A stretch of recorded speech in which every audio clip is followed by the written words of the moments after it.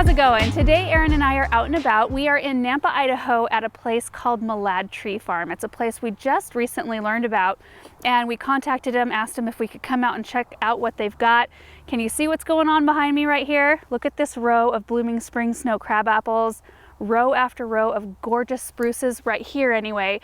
It's a pretty big yard out here. What they specialize in is big trees. I mean, big trees. So let me walk over here. See these spring snow crab apples? They will actually dig and move trees that are this size and bigger.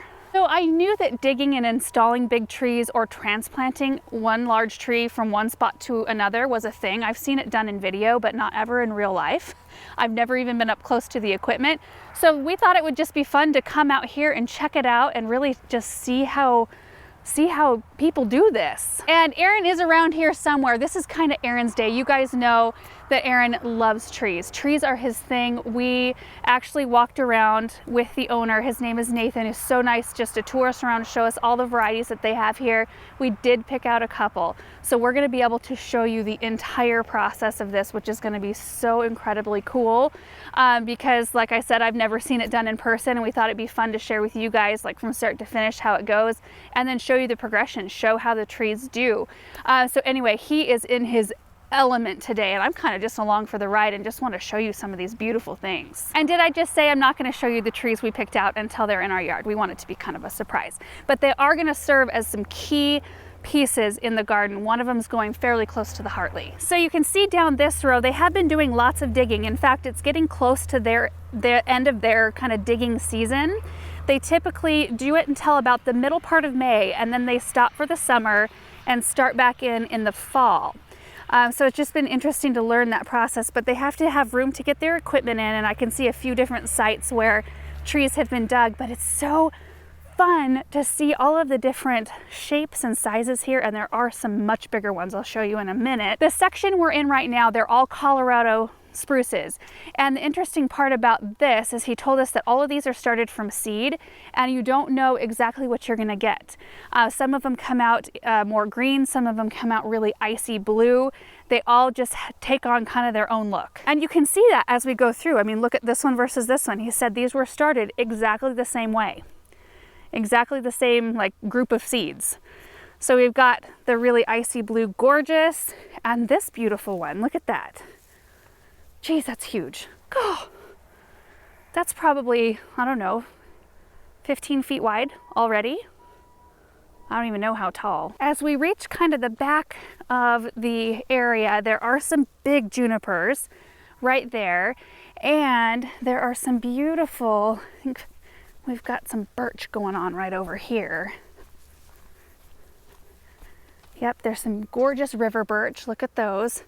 So not everything is leafed out yet. We're still early enough in the season, and that's why we kind of hit it right at the right time. He did tell us that pears and filberts in particular, he won't move at this point because they've got a little bit more of a finicky root system. So he did show us those trees, but he was like, oh, if you want any of those, we have to wait till fall. We didn't pick out any of those though. Are you loving your life? Yes. Isn't it so fun? Yeah. Oh, I was just talking about how all of these start from the same seed. Yeah. Yet they come out different shape and color. Very interesting. You never know what you're gonna get. No. Look at the bark here on these birch trees and just how huge and gorgeous. Gosh. This way, there are some fantastic choke cherries that are in bloom. See that right there? Oh, well, just, okay, row of birch. Well, spruce, row of birch, row of crabapple, the choke cherries here, and then there are some maples. Oh, almost tripped. And then there are some maples right there, but look at this choke cherry. Look at this. Can you imagine just digging that up and plopping it in your yard? What? It saves so much time. This is like, I don't even know how to express. Like how excited? Yeah. I love it. I love that you're excited about it. I would probably cry. Like I'd probably cry seeing one of the, like a tree like that being put in my garden. I do notice they've got like some smaller spring snows here. There's crabapple right there. These are all oaks right here, like the swamp white oaks. They're just starting to leaf out. Yeah, it looks like they're just doing maintenance right now, doing some pruning. You can see we parked right over there. This alley of spring snows, absolutely beautiful. But what I really want to show you is the area with the huge evergreens. Like, they're huge. I do like these though too. These are Emerald Queen. They've got beautiful bright color. So Nathan, the owner, told us that he started this tree farm 35 years ago, and some of these trees are like 30 years old. Some are a little bit older than that and they can't move them, but there are some trees that they can still move that are 20, 25, 30 years old. It's crazy.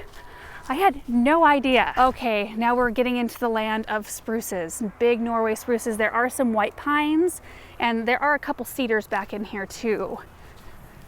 Oh my goodness, though, look at that spruce and look at that's a Norway spruce and that's a Colorado spruce. And here's a good visual of what happens when they dig out one of these trees.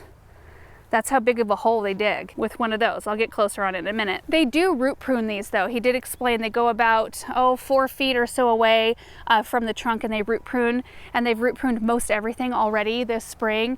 And that usually stunts them a little bit and makes them easier to dig a little bit later and eliminates a lot of shock. So that was something interesting to learn. Yeah, look at this. Like, what?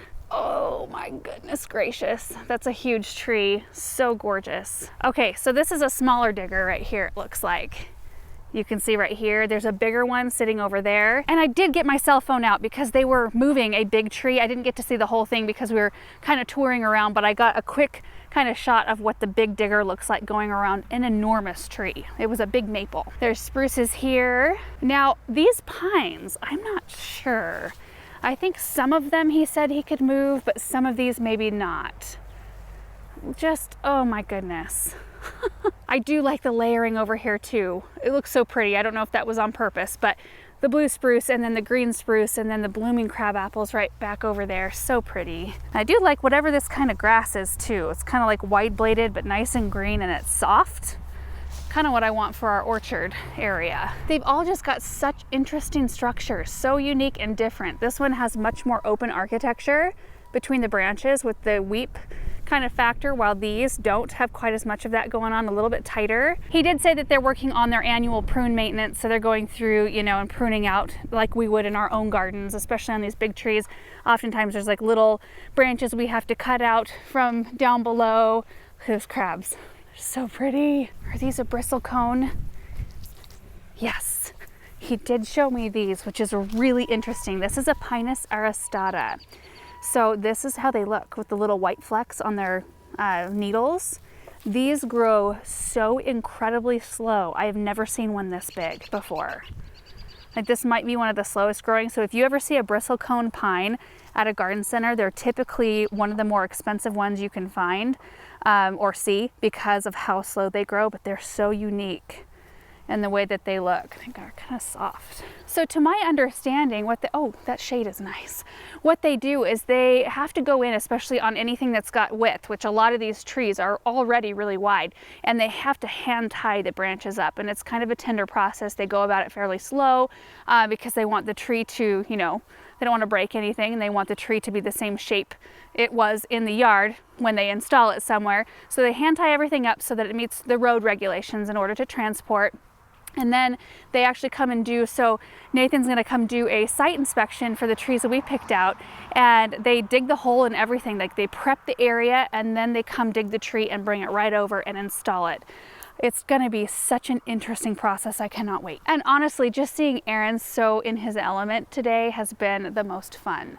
You know, because when we started out this whole thing, when we started making videos together and kind of doing gardening projects together, he wasn't as into it as he is now. Like, it's really grown into something he's super interested in, and he knows the value of trees, and he's always pushing to, like, in any area, if he knows we're going to be changing it at some point, he's like, well, just put the trees in now, because even if we don't get to that point when we're ready to do that area for 5 years, think about what 5 years of growth will be like on those trees by the time you're ready to start in on that project, which I would tend to drag my feet a little bit and go about it a little bit slower. So it's really a good balance, and it's really fun. It's just really fun to be with somebody who's so excited about that. Okay, you guys, we are walking down an alley of maples at the moment. I think these still, I don't know if these are still Emerald Queens or not.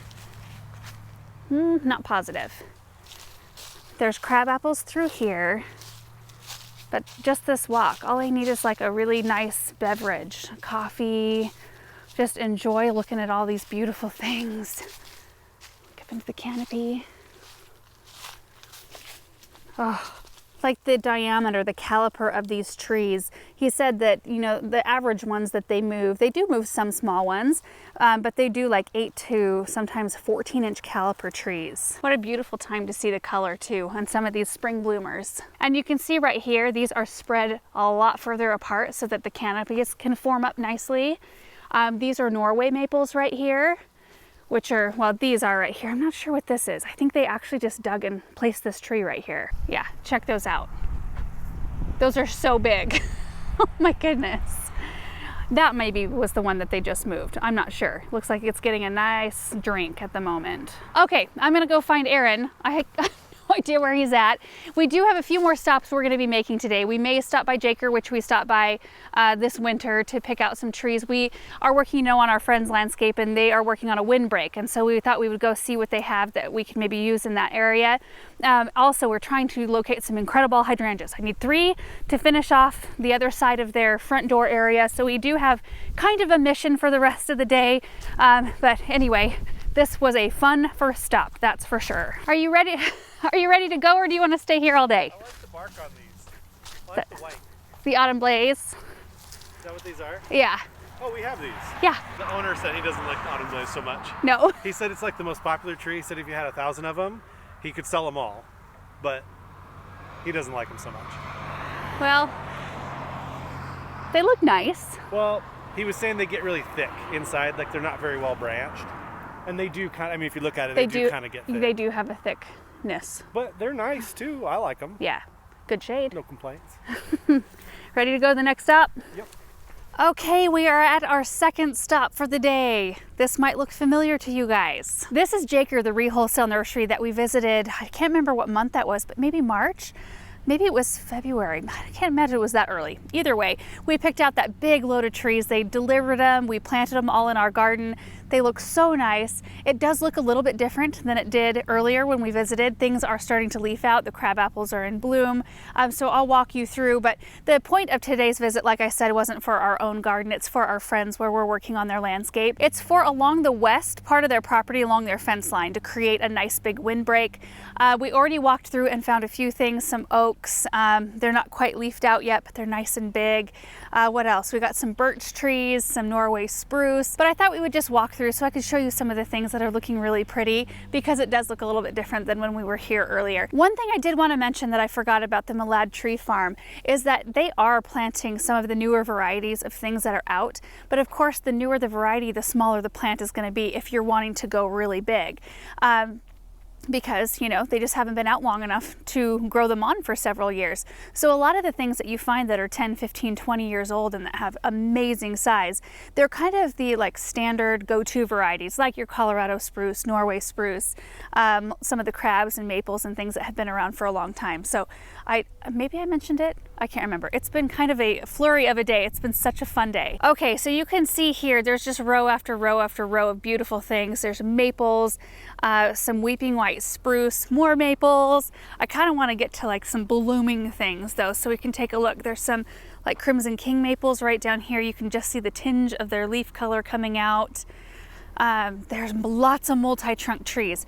This place, Jaker, is kind of like a step down in size from Malad, of course, but a step up in size from a lot of things that you can find at smaller garden centers. Like at my parents' garden center, you know, there's only so much space. They do get in several things in nice big sizes, but if you want to carry a lot of different varieties and you're kind of limited on space, getting lots of big things can be a little bit tough. Just take a look, you guys.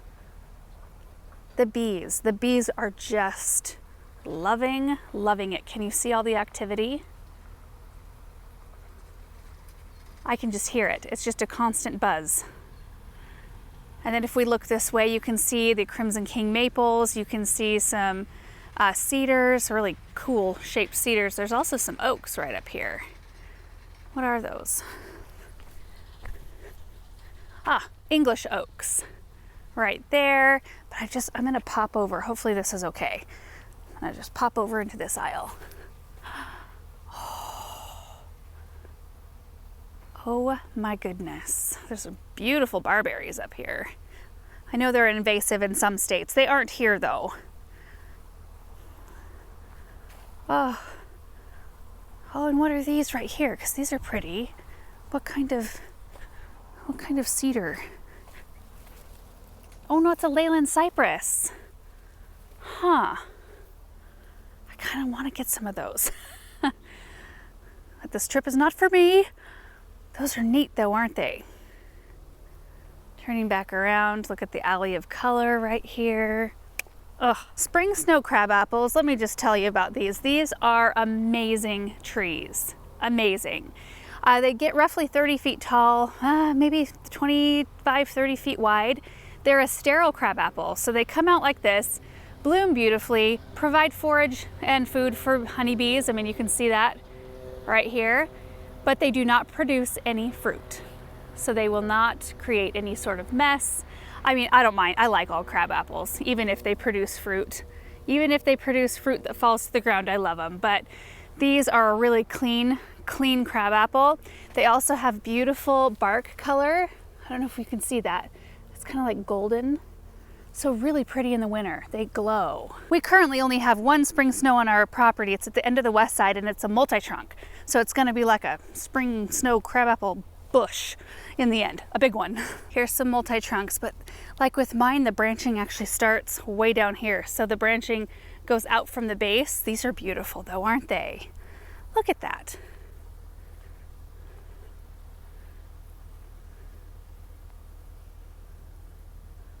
Oh, I wish you guys could just be standing right here, listening to these bees, taking it in. Some beautiful clump birches like we got earlier on. Oh my, look at this. This is a royal gem crabapple. I know nothing about this type. Does this stay smaller? It looks like it's been grafted. Lollipop.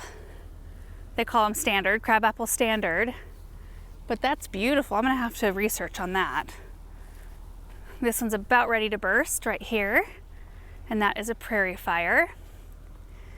We did pick up 3 of these, not these exact trees, they were in the back, but we've got 3 of those for the windbreak, Norway Spruce.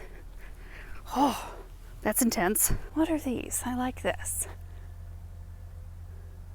Hornbeam, a native flame hornbeam. I really like the branching structure on that tree. Isn't that interesting? We've got some spruces in here. I don't know exactly what varieties. Picea pungens Colorado spruce. So these have just been shorn to be a little bit tighter for now. Ooh, is this a weeping beech? What is this? I don't know what it is. It's a weeping tree. That's not a beech. What are those leaves? Oh, look at this view. Look at that. Those I think are prairie fires, are about ready to bloom bright pink, and you've got the white, you've got the blue spruces. These are a service berry. What variety? Autumn Brilliance, multi-trunk. They're just going out of bloom. Mine are at home too. So those come out and bloom a little bit earlier than a lot of our crabs. I love these multi-trunk versions though. Aaron's waiting for me in the car. I'm gonna make my way all the way to the back of this tree yard though. Ooh, cool. Look at all those. Those look like they're alive, like they're gonna crawl out of their little mulch pile and take off down the road. Don't they have that vibe? They're really interesting. Weeping Norway spruce. Oh my gosh, so many true dwarf mugo pines. Whoa. We do grow a lot of those around here. They're really tough. They do really well and they don't get massive. Yeah, these are cool, these cedars.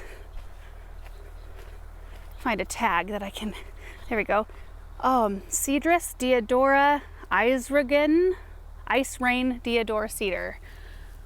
Those have such a different shape. They're tied though. They're still tied up, so I'm wondering, looks like they haven't held them quite in yet. I wonder what they look like once they've been untied. How cool. But this area is quite different from the last time we were over here because it has filled in quite a bit with different shrubs. and perennials. And honestly guys, we could go on and on and on because the yard goes all the way over there. See kind of where like the little shade cloth is all bunched up. There's just tons of space for perennials and shrubs, and then the tree yard just keeps on going with all kinds of different things. So a lot of what we kind of just saw. So I'm gonna probably cut this little walkthrough a little bit short just because we have one more stop we need to make. But hang on, what is this? What variety? These are cool looking, aren't they? Picea abies, pumila dwarf spruce.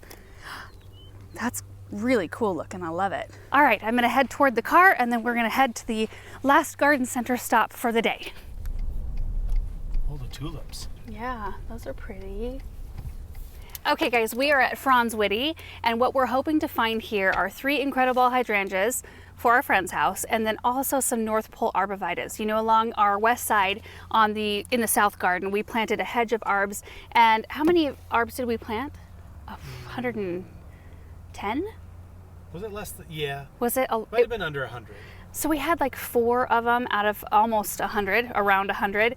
4 of them look a little bit like they're not gonna make it, which is a pretty good ratio. When you're planting that many, you're bound to lose a couple to shock or just they struggled or whatever. So my parents' garden center sold out of all their North Poles. So we are hoping to just get our hands on 4 or 5 if we can. So that's the mission. I love that gazebo. Do you see that out there? Right there. That is gorgeous. I love displays like this when they do like all of one color in one area, so you can see all the different styles in that color that are available. Okay guys, so check it out in here. This is where we found a lot of really fun stuff that went into those metal planters. The last time we were here, it was very cold outside still, so there's a lot more in here than there was before. Like right now, there's already some tomatoes out, which is fun to see. They're a lot bigger than mine in the greenhouse. A lot bigger. Oh my goodness, look at this, you guys. Oh, that is so cool. Alocasia, Kilo Beauty. Wow.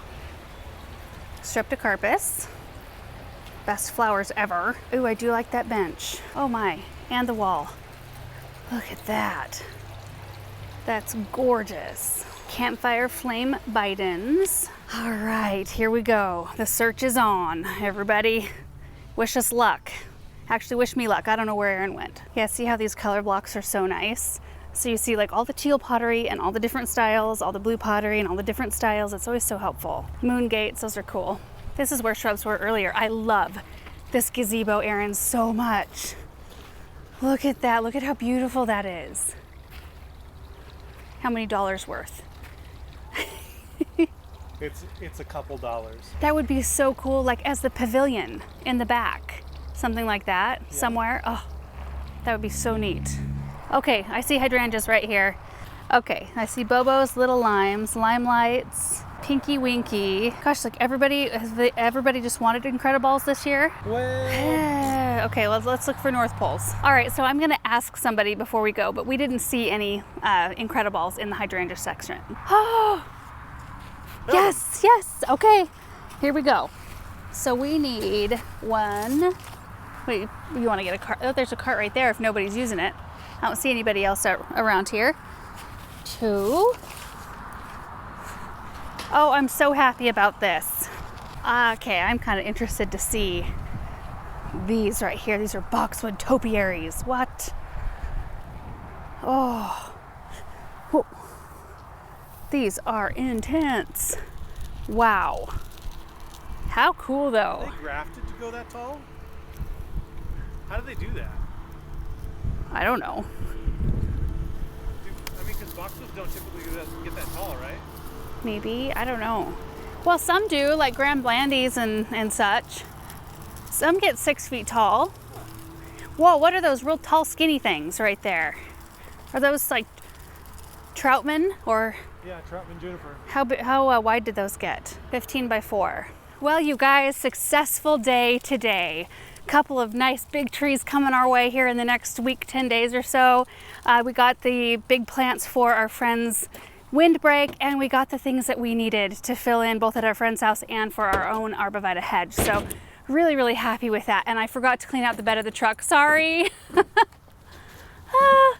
This is what happens when you take things to other people's houses to plant. Then I forget. We could fit these in there though, right? Yeah. I'll take these alocasia.